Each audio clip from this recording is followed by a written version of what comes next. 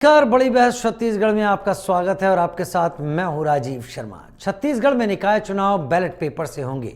Deputy CM Arun Sao ने कहा कि ईवीएम का इस्तेमाल निकाय चुनाव में नहीं होगा। बैलेट पेपर का ही प्रयोग करने का फैसला सरकार ने लिया है। उम्मीदवार अधिक होने की वजह से ऐसा किया जा रहा है। उधर आरक्षण प्रक्रिया में हो रही देरी पर कांग्रेस नेता सुशील आनंद शुक्ला ने कहा कि बीजेपी चुनाव में जाने से डर रही है। सरकार में जनता के सामने जाने का साहस नहीं, लगातार बहाने कर रही है। पहले अध्यादेश और अब पंचायत अध्यक्ष और महापौर के आरक्षण की प्रक्रिया को आगे बढ़ा दिया गया, जिस पर उप मुख्यमंत्री अरुण साव ने कहा कि प्रदेश में पंचायत और नगरीय निकाय चुनाव एक साथ होंगे। इसकी तैयारी राज्य निर्वाचन आयोग ने कर ली है। पंचायत और नगरीय निकाय चुनाव को लेकर सरकार ने बहुत पहले से तैयारी शुरू कर दी थी, जिस पर कांग्रेस ने कहा कि अच्छी बात है। कांग्रेस ने आयोग के निर्णय का स्वागत करते हुए कहा कि हमने शुरू से ही ईवीएम से चुनाव का विरोध किया है। अच्छा है कि बैलेट पेपर से ही चुनाव होंगे। सरकार को सद्बुद्धि आई है। बैलेट पेपर सभी के लिए विश्वसनीय है। आज इसी मुद्दे पर विस्तार से चर्चा होगी। चर्चा के लिए कुछ मेहमान जुड़ेंगे, लेकिन उससे पहले पूरे मामले में सियासी बयानबाजी सुनिए। वैक्सीन की तैयारी में समय लग रहा था और इसलिए पोस्टल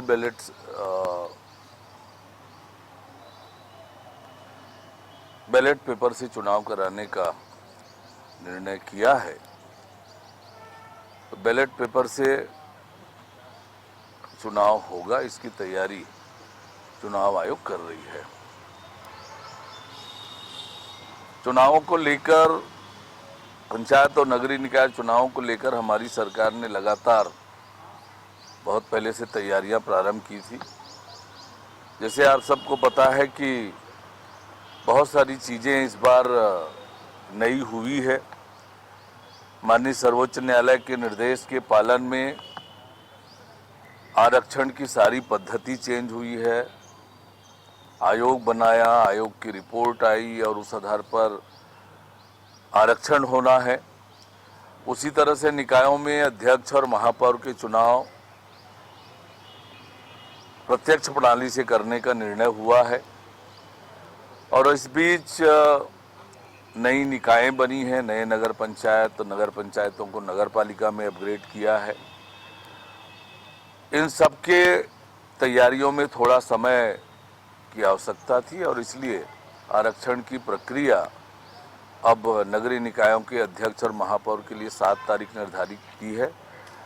पर सरकार जल्द से जल्द चुनाव कराने के लिए प्रतिबद्ध है। कांग्रेस ने इस विषय को लेकर के सवाल उठाया था कि ईवीएम पर चुनाव नहीं होने चाहिए। चलिए, बहुत बहुत धन्यवाद है सरकार को कि उनको सद्बुद्धि आई और बैलेट पेपर से चुनाव कराने का फैसला लिया है, जो आज अधिक पारदर्शी है और सबके लिए विश्वसनीय है। तो स्वागत है इसका।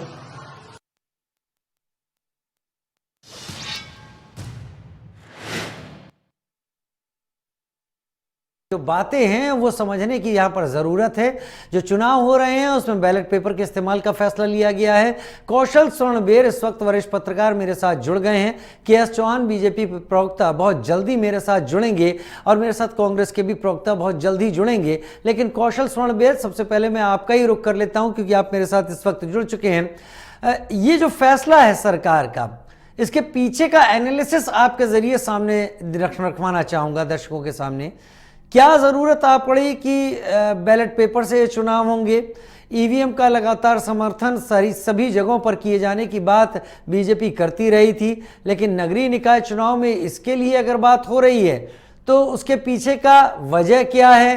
क्या आप सोचते हैं?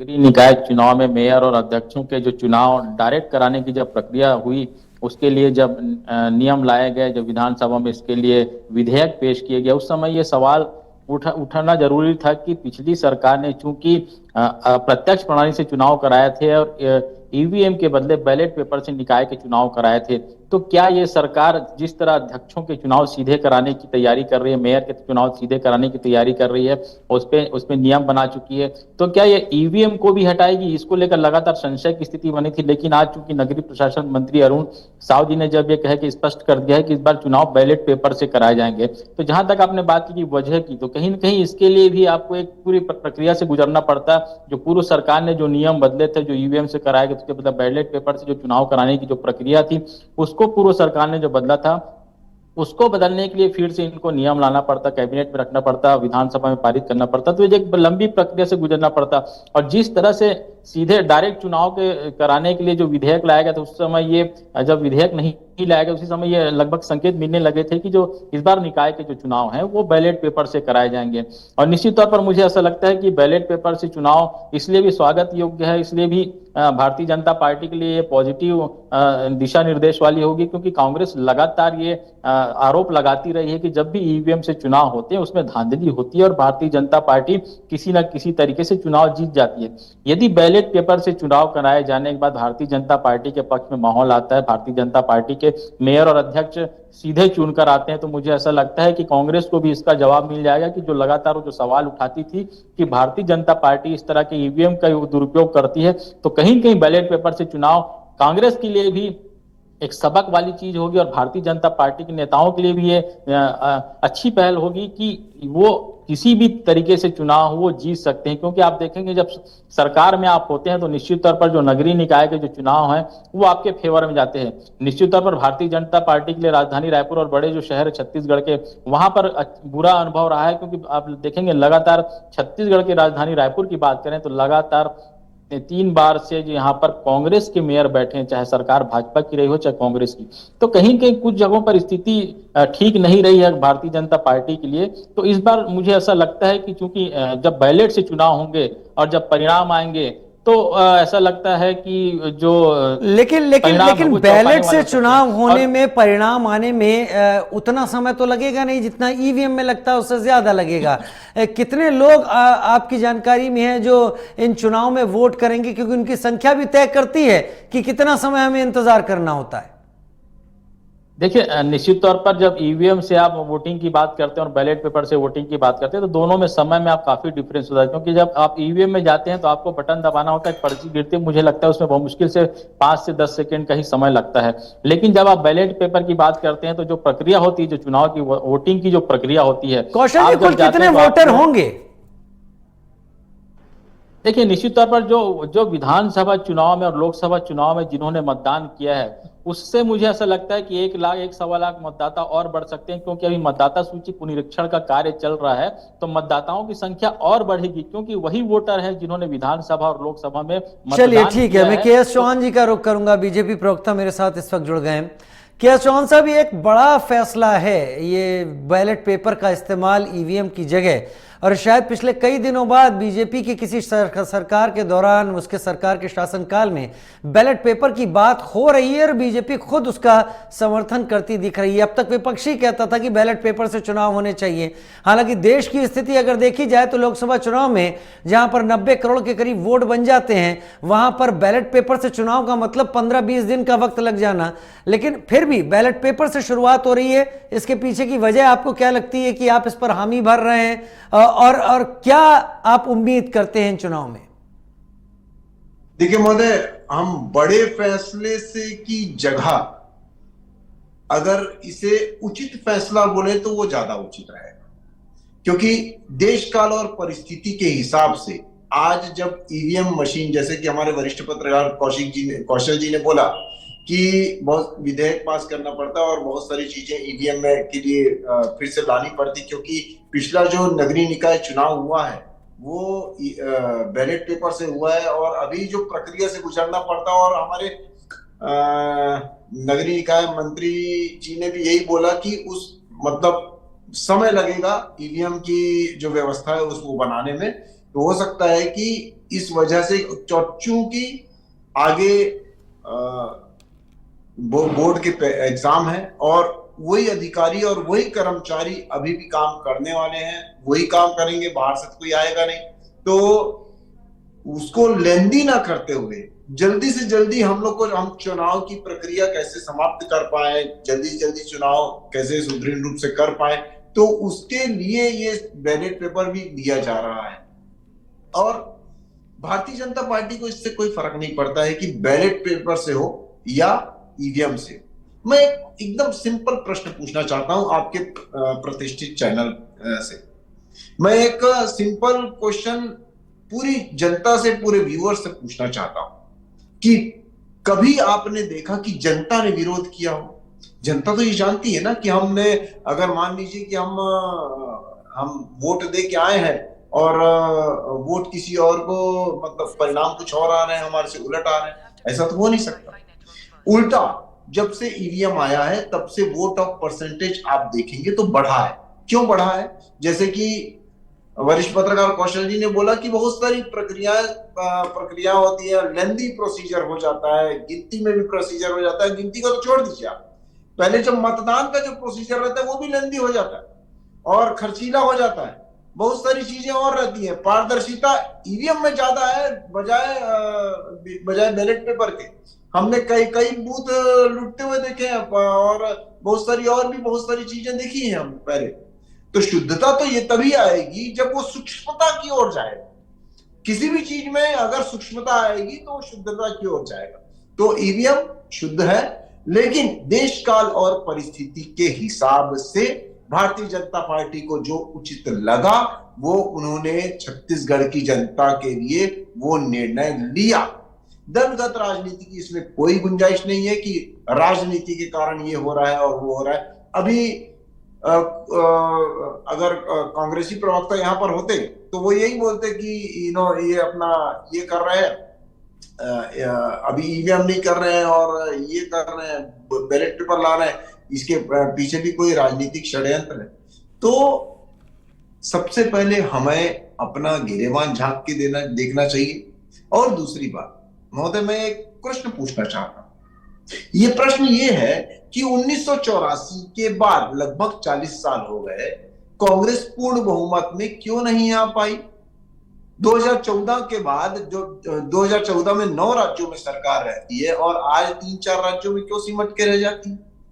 और उस समय तो जब पूर्ण बहुमत में सरकार नहीं भी आई थी तब क्या ईवीएम मशीन चालू हो गई थी? जी नहीं, वो तो बाद में चालू हुई। और 2014 में जब उनकी सरकार गिरी, जब यूपीए की सरकार गिरी, तब क्या बोलते, ईवीएम मशीन नहीं थी, बिल्कुल ईवीएम मशीन से ही होता था। कश्मीर में आपको ईवीएम काम नहीं कर रही है, लेकिन महाराष्ट्र में काम कर रही है। वही 2019 में महाराष्ट्र में भी काम नहीं कर रही, 2018 में छत्तीसगढ़, मध्य प्रदेश और राजस्थान में काम नहीं कर रही थी, और अभी ईवीएम मशीन काम कर रही है। कर्नाटक में काम नहीं करती ईवीएम मशीन, और दूसरी जगह काम करती है। उड़ीसा में काम नहीं करती, केरल में काम नहीं करती। तो जनता बेवकूफ नहीं है, जनता बहुत ज्यादा समझदार है और जनता को अपना हक, अपनी जो जवाबदारी है वो बहुत अच्छे से जानती है, और परिस्थितियों के हिसाब से वो उस पार्टी को वोट देके आती है जो उसके लिए उचित है।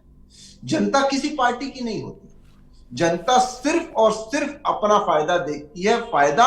और हमारा देश, हमारा प्रदेश, हमारा जिला कौन चला सकता है वो जनता देखती है, और हमारा फायदा किसमें है, कौन सी सरकार को लाने में, कौन सी जनप्रतिनिधि को लाने में, वो देखती है, और तब जाके वोट दे के आती है।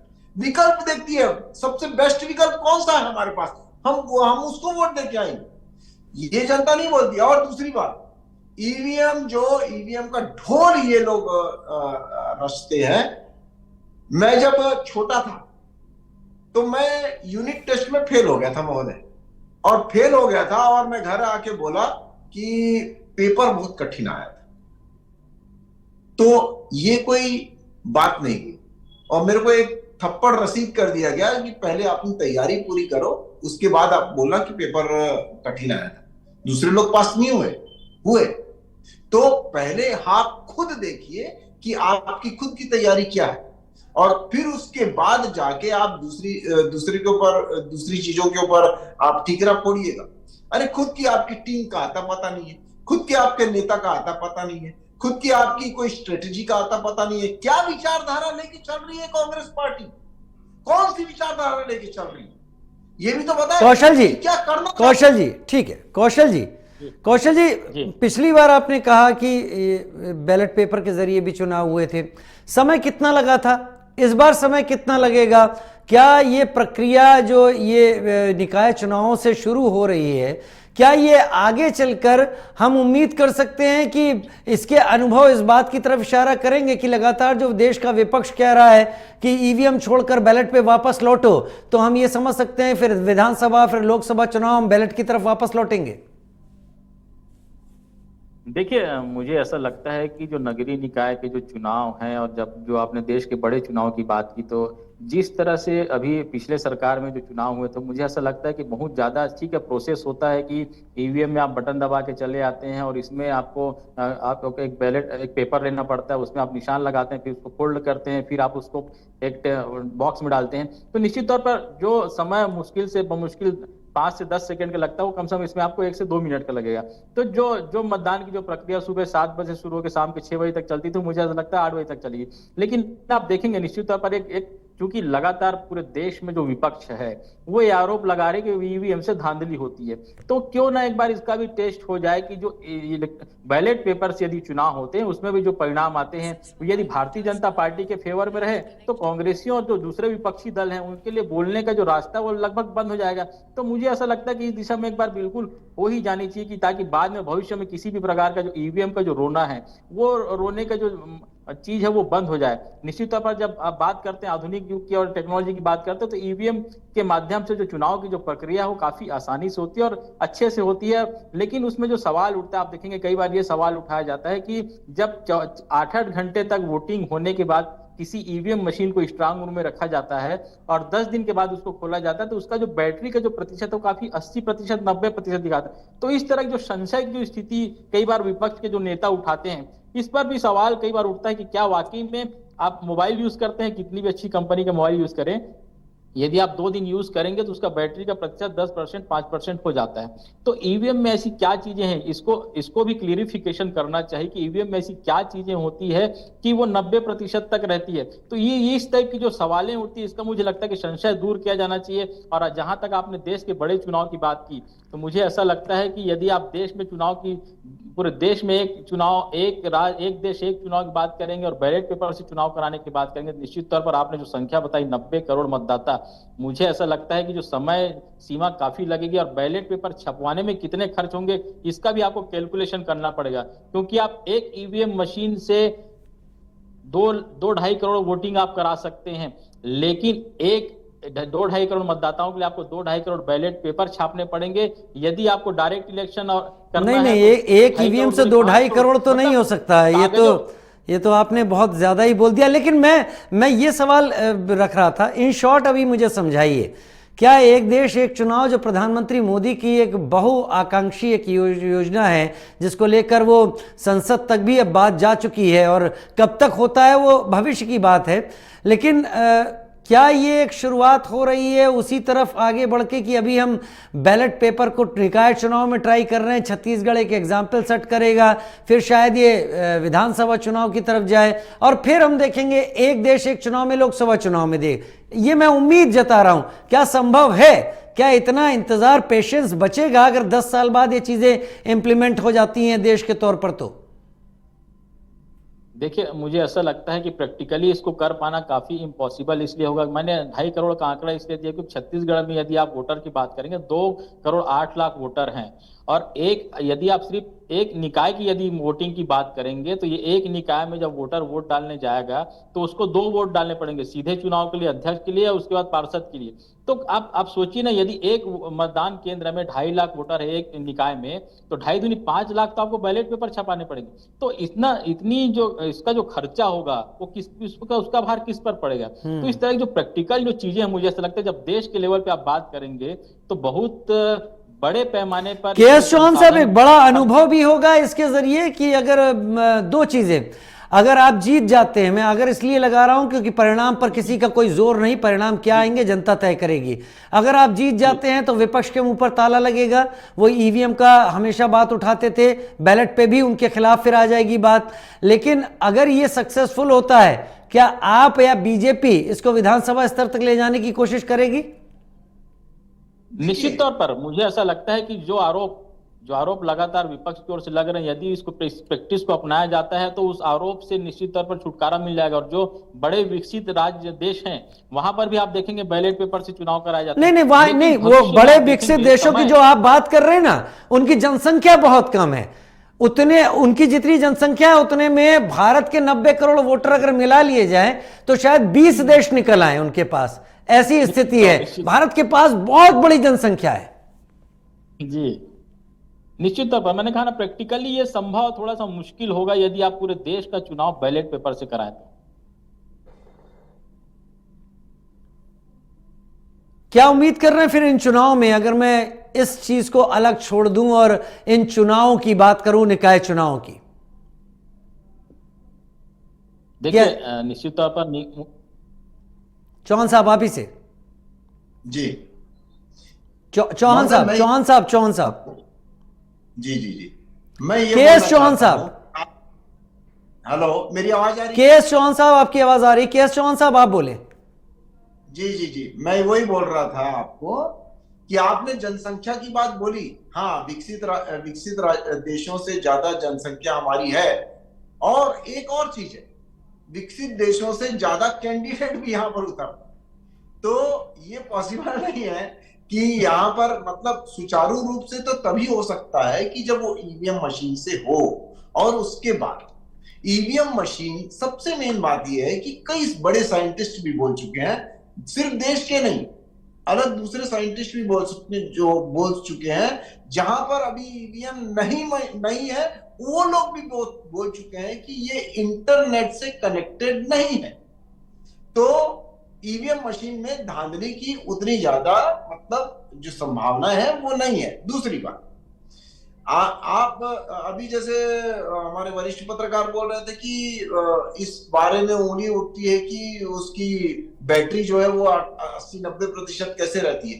भाई जो धांधली करेगा, क्या वो ये नहीं कर सकता कि वो उसकी बैटरी को जो है वो 20 से 30% ले आए? अब इतना तो वो भी बेवकूफ नहीं होगा अगर मान लो धांधली कर रहा है, कि अगर धांधली करेगा और उसके बाद 90% कर देगा। ऐसा सिर्फ बोलने की बातें हैं, सिर्फ अपनी नाकामियों का जो ठीकरा है वो दूसरे के ऊपर फोड़ना है। लेकिन कांग्रेस केवल ईवीएम की बात नहीं कर रही है आपको घेरने के लिए, वो तो आरक्षण प्रक्रिया को लेकर भी सवाल उठा रही है कि कई जगह आप लोग चीजों को उलझा रहे हैं। देखिए, हाँ उलझा रहे हैं, क्योंकि हमारे को ये भी बोल रही है कि हम लोग आगे बढ़ा रहे हैं, उलझा के आगे बढ़ा रहे हैं। बिल्कुल आगे बढ़ा रहे हैं, बिल्कुल उलझा रहे हैं। क्यों नहीं उलझाएंगे? क्योंकि छत्तीसगढ़ जब से छत्तीसगढ़ बना है महोदय, तब से लेकर अभी जो अभी विधानसभा की जो हमारी सीटें आई है वो सर्वाधिक आई है। ये सबसे बड़ा कारण है कि हम लोग चीजों को उलझा रहे हैं।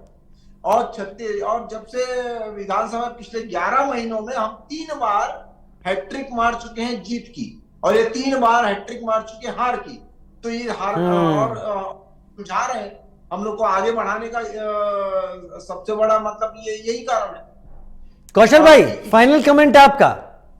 21 क्विंटल हम लोग धान नहीं क्या झगड़ा बढ़ेगा? कौशल भाई, फाइनल कमेंट आपका है, झगड़ा बढ़ेगा या सुलझ जाएगा इस बार? देखिए मुझे ऐसा लगता है क्योंकि कुछ समय बाद ही आप देखेंगे बोर्ड की परीक्षाएं भी शुरू होने वाली है 1 मार्च से। तो जैसा अरुण साहू जी ने आज स्पष्ट किया कि परीक्षाओं के पहले हम चुनाव करा लेंगे, तो मुझे ऐसा लगता है कि चुनाव की जो तिथि है वो घोषित कर देनी चाहिए, क्योंकि वही लोग, वही संसाधन, वही चीजें, वही स्कूल, वही नगर निगम, वहीं पर ही मतदान कराए जाएंगे। मुझे ऐसा लगता है कि चुनाव की घोषणा जितनी जल्दी हो सके हो जानी चाहिए, क्योंकि निकाय चुनाव देरी हो रहा है और पंचायत चुनाव के साथ यदि एक साथ चुनाव कराने की जो प्रक्रिया है उस दिशा में सरकार बढ़ रही है। एक साथ निकाय और पंचायत चुनाव छत्तीसगढ़ में पहली बार होंगे मुझे ऐसा लगता है, और बैलेट पेपर से एक साथ हो रहा है, तो मुझे ये भी उम्मीद है कि जो परिणाम है वो काफी चौंकाने वाले आ सकते हैं। चलिए, बहुत धन्यवाद आप दोनों का हमारे साथ जुड़ने के लिए इस चर्चा में। एक छोटे से